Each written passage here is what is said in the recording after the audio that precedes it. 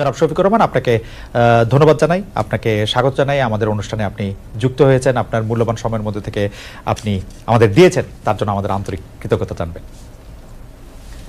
আপনাকে অনেক ধন্যবাদ।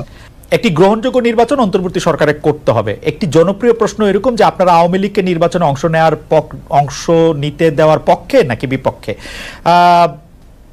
আওয়ামী লীগ আপনাদের কোনো রাজনৈতিক স্পেস না নিলেও আপনি আওয়ামী লীগের নাম উল্লেখ না করে কোনো ধরনের জুলুম না করার কথা ঘোষণা দিয়েছেন। অনেকে বলেছেন যে এই ঘোষণা না দেওয়ার কে আপনি, এই প্রসঙ্গেও যদি একটু আপনি বলেন।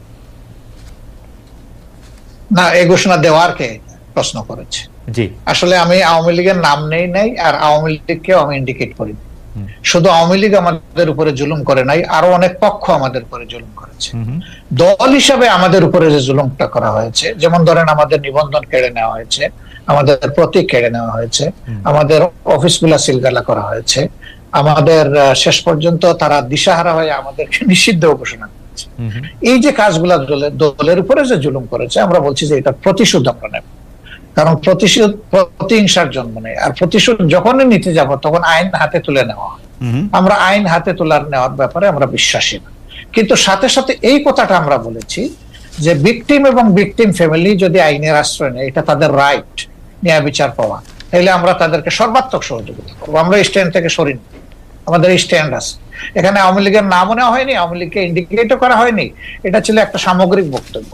আমার এই বক্তব্যটাকে টুইস্ট করা হয়েছে যে জামাতের আমির আওয়ামী লীগকে ক্ষমা করে দিয়েছেন এবং সাধারণ ক্ষমা ঘোষণা করেছেন। প্রথমটা তো নাই, দ্বিতীয়টা করার আমি কে? একটা রাষ্ট্রে সাধারণ ঘোষণা করার একমাত্র ব্যক্তি হচ্ছেন রাষ্ট্রপ্রধান, যিনি অর্থাৎ প্রেসিডেন্ট। তিনি ছাড়া প্রধানমন্ত্রী এটা পারে না, আর কেউই পারে না। আমি কে এটা করার? আমার তো কোনো অধিকার নাই।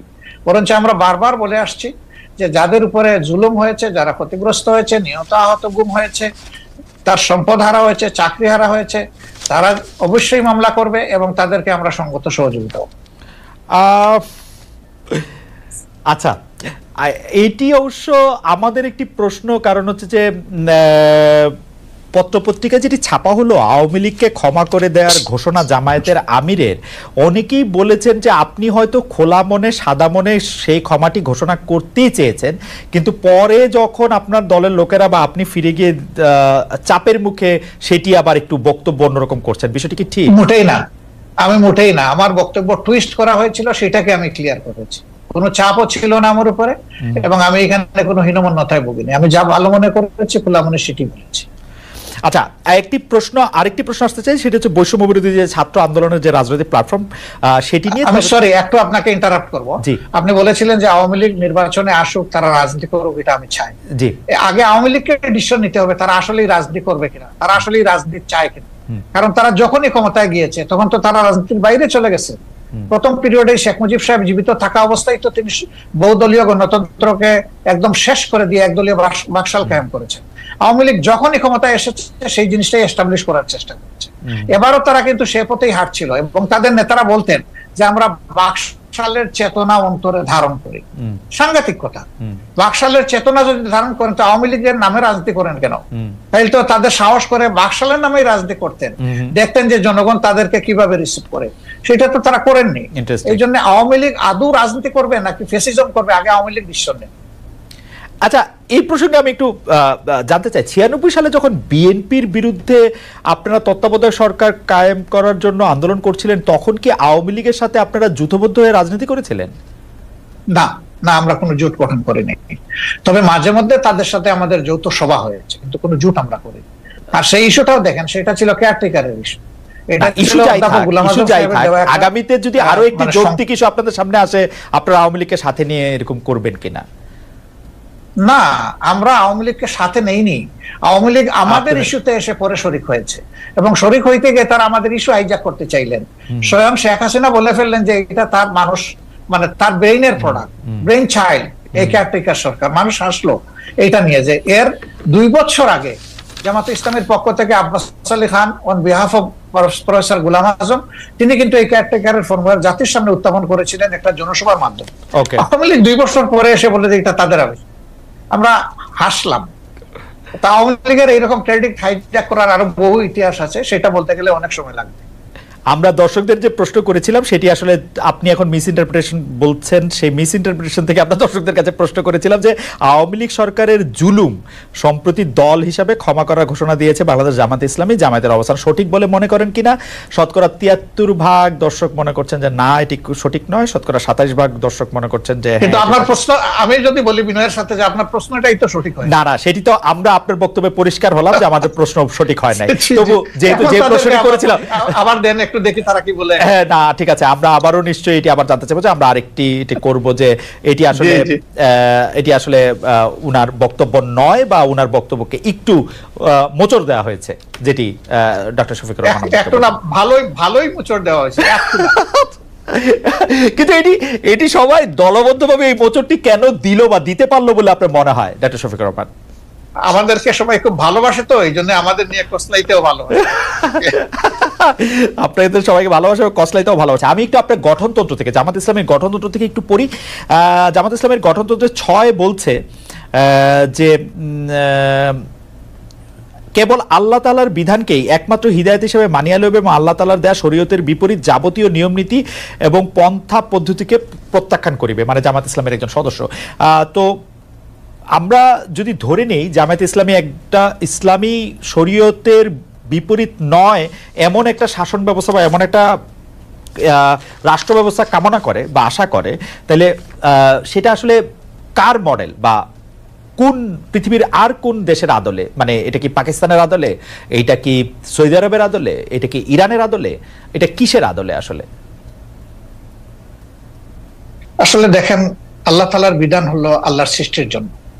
আল্লাহ তাআলা মানুষকে শুধু সৃষ্টি করে নাই, তিনি সমস্ত সৃষ্টির স্রষ্টা।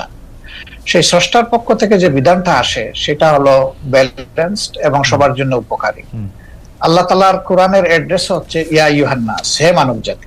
এটা দিয়ে আল্লাহ তাআলা কোরআনে অ্যাড্রেস করেছেন এবং তার নবীকেও তিনি মানব জাতিরই শুধু নেতা রাখেন নাই, তিনি সমস্ত সৃষ্টির উপরে একটা রহমত স্বরূপ বলেছেন। তো আমরা সেই আদর্শকে অবশ্যই আমরা লালন করি, ধারণ করি এবং আমরা বিশ্বাস করি এর মাধ্যমে মানব জাতির কল্যাণ নিহিত এবং মানব জাতি কল্যাণ পাবে। যেমন ধরেন একজন কমিউনিস্ট পার্টির সদস্য, তিনি বিশ্বাস করেন যে কমিউনিজমের মাধ্যমে মানুষের মুক্তি। যারা সোশ্যালিস্ট তারা মনে করেন সোশ্যালিজম মানুষকে মুক্তি দিতে পারবে, অন্তত অর্থনীতি মুক্তি। তো এরকম এক একটা আদর্শ রয়েছে, সেই আদর্শের অনুসারীরা তার আদর্শকে আপহোল্ড করবেন, এটা খুবই সহজ।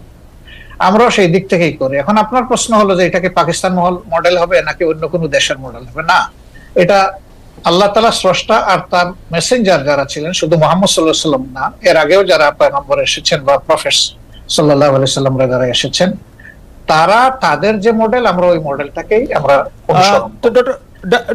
সবার মডেলটা দুনিয়ায় এখন বাস্তবে নেই, আছে মুহাম্মদুর রাসূলুল্লাহ সাল্লাল্লাহু আলাইহি ওয়াসাল্লামের মডেলটাই বাস্তবে আছে। ডক্টর রহমান, সেটা হচ্ছে মদিনায়। জি ডক্টর রহমান, আমি একটু শেষ করি।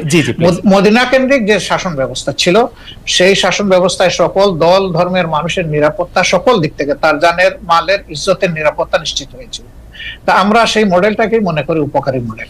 ওকে ডক্টর রহমান, আপনার কাছে কি মনে হয় না যে আপনি মানে মদিনার পরে এটি আর কোনো দেশে কার্যকর হয়েছে, কোন একটি মডেল হয়েছে, সেরকম কি আপনার কোনো কিছু একটা মনে হয় যে এইটা আমরা উদাহরণ হিসেবে নিতে পারি কোন আরব বিশ্বে, কোন মুসলিম বিশ্বে, কোন মুসলিম? দেখেন, দুইজন মানুষ যেমন হুবহু সমান হয় না, ঠিক দুইটা সভ্যতা হুবহু সমান আমি পাবো না, হয় হচ্ছে উন্নত হবে, না হয় একটু অবনত হবে।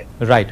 তো পরবর্তী পর্যায়ে আমরা যদি উসমানিয়া সভ্যতার কথাটা ধরি, সেটা দুনিয়ার বহু জায়গায় বিস্তৃত ছিল এবং এটা 1 বছর 2 বছর 1 দশক 2 দশক না, বরঞ্চ শতকের পর শতক ছিল। সেখানে মুসলমানরা সংখ্যালঘিষ্ঠ ছিল, বিভিন্ন দেশ যেগুলা শাসন করেছে, এখন তার স্মৃতি পাথরগুলা রয়ে গেছে দুনিয়ার বিভিন্ন জায়গায়।